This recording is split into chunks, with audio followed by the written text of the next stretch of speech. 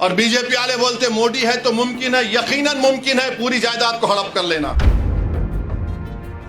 53,411 hectare जमीन वक्फ की है महाराष्ट्र में, जिसमें से औरंगाबाद में 4,099 हेक्टेयर है। तो ये पूरी जमीन नरेंद्र मोदी छीनना चाहते हैं। मोदी जी ये चाहते हैं कि औरंगाबाद की डिस्ट्रिक्ट कमेटी में पूरे के पूरे बीजेपी आरएसएस की जहनियत रखने वालों को मेंबर बना दिया जाए। उत्तर प्रदेश, ओडिशा, कर्नाटका, तमिलनाडु, तेलंगाना, आंध्रा, ओडिशा ये कहता है कि अगर वो हिंदू मजहब को छोड़ता है तो मेंबर नहीं रह सकता हो। अब यहां पर हमारे वक्फ बोर्ड में आप आकर कह रहे हैं कि गैर मुस्लिम भी सेंट्रल वक्फ बोर्ड में बन सकता है। आप जानते हैं मुझसे बेहतर कि महाराष्ट्र में इम्तियाज साहब ने रिकॉर्ड दिया कि 53,411 हेक्टेयर जमीन वक्फ की है महाराष्ट्र में। 53,411 हेक्टेयर, जिसमें से औरंगाबाद में 4,099 हेक्टेयर है। तो ये पूरी जमीन नरेंद्र मोदी छीनना चाहते हैं, याद रखिए मेरी इस बात को।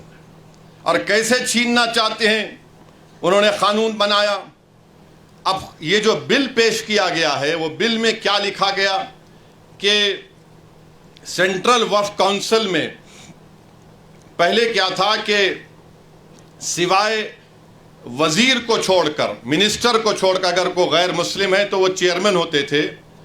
उसमें बनते थे 3 मुस्लिम ऑर्गेनाइजेशन से, 4 जो बड़े मशहूर है मुल्क के member, 3 member of parliament, 1 Waqf board का मेंबर, 2 रिटायर्ड जज सुप्रीम कोर्ट का, हाई कोर्ट का, 1 वकील जो पूरा मशहूर हो, और 1 मुतवल्ली से, और 3 आलिम दीन होना चाहिए।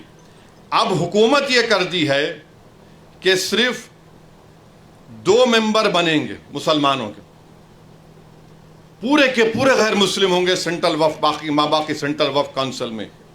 फिर आप देखिए कि जो स्टेट वक्फ बोर्ड है उसमें कह दिया गया है कि स्टेट वक्फ बोर्ड में पहले इलेक्शन होता था मुतवल्ली कैटेगरी में, आपके एमएलए कैटेगरी में, एमपी कैटेगरी में, फिर हाई कोर्ट के वकलाओं, मुस्लिम वकलाओं का इलेक्शन होता था। उन सबको इलेक्शन को बर्खास्त कर दिया गया और नामजद करेगी, नॉमिनेट करेगी हुकूमत। यानी पहले पूरे मुसलमान होते थे, अब सिर्फ शायद 2 या 4 रहने वाले हैं। अब उसमें भी क्या बोल रहे हैं कि 1 मुतवल्ली, 2 आलिम दीन और 2 म्यूनसिपैलिटी या पंचायत के मेंबर को बीजेपी मेंबर बनाएगी। अब ये क्यों कर रहे हैं बताता हूं मैं आपको। स्टेट वक्फ बोर्ड में जब इलेक्शन खत्म हो जाएगा तो मोदी जी ये चाहते हैं कि औरंगाबाद की डिस्ट्रिक्ट कमेटी में पूरे के पूरे बीजेपी आरएसएस की जहनियत रखने वालों को मेंबर बना दिया जाए। क्योंकि जब स्टेट वक्फ बोर्ड में नॉमिनेट कर रहे तो यहां पर भी करेंगे। आप अंदाजा लगाइए कि ये आर्टिकल 14 के खिलाफ क्यों है। इसलिए है कि एक तो यह है कि जो आप कानून पढ़ेंगे काशी विश्वनाथ का, उत्तर प्रदेश में जो काशी विश्वनाथ का कानून है, उसमें साफ तौर पे कह दिया गया कि काशी विश्वनाथ में कोई भी गैर हिंदू मेंबर नहीं बन सकता। काशी विश्वनाथ का कानून ये कहता है। फिर आप जाकर तमिलनाडु का कानून देख लीजिए, वो भी ये कहता है कि कोई भी मुसलमान या गैर हिंदू उसका मेंबर नहीं बन सकता। तमिलनाडु का 59 का कानून है। फिर आप आंध्र प्रदेश का सेक्शन 3(2), उसमें कहा गया है commissioner, additional commissioner, joint commissioner, बल्कि कोई काम करने वाला भी गैर हिंदू नहीं हो सकता। कर्नाटका का 97 का कानून ये कहता है कि कोई गैर हिंदू मेंबर नहीं बन सकता। ओडिशा का कानून सेक्शन 5 कहता है कि हिंदू ही बनेगा। अच्छा, इन तमाम उत्तर प्रदेश, ओडिशा, कर्नाटका, तमिलनाडु, तेलंगाना, आंध्रा, ओडिशा ये कहता है कि अगर वो हिंदू मजहब को छोड़ता है तो मेंबर नहीं रह सकता हो। अब यहां पर हमारे वक्फ बोर्ड में आप आकर कह रहे हैं कि गैर मुस्लिम भी सेंट्रल वक्फ बोर्ड में बन सकता है।